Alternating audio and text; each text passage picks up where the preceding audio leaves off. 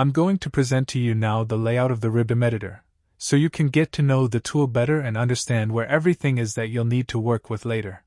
At the top we have the title bar, with some button options and also customization features. You can change the theme, you can log in.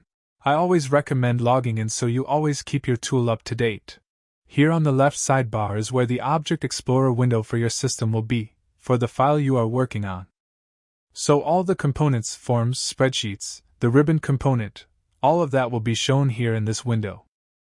In the center is where the code window will be, which you'll use to write the code for your project. We also have tabs here to make it easier to access each component. Whenever you open a component, a tab will be displayed up top and you can use it to switch between code windows.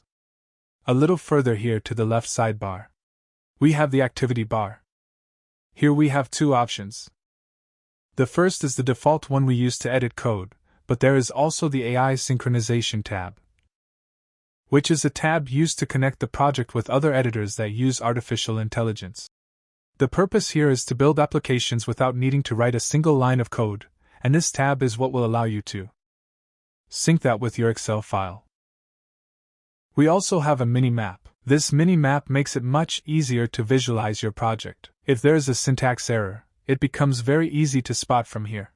And there are also some building components, which are basically blocks of ready-made code that you can insert directly into your code. Down here at the bottom, we have the status bar, which is used to list all the activities you perform in your system.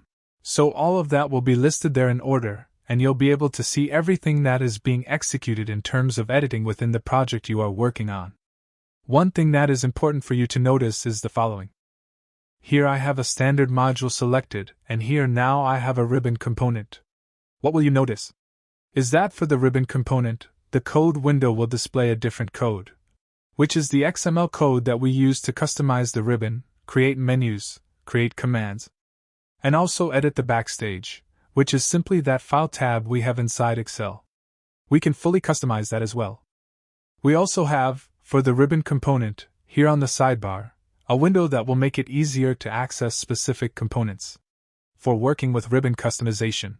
So, for example, we can insert icons into the ribbon menu controls, all from here. Also here at the bottom, you will notice a window whenever an XML component, a ribbon component is active. This window here will also be shown, which is the XML validation window to check whether there are any syntax errors or not. And also the callbacks tab that we use to generate VBA code, what we call callbacks, which are functions or procedures. They will be shown here as well. This tab, this window.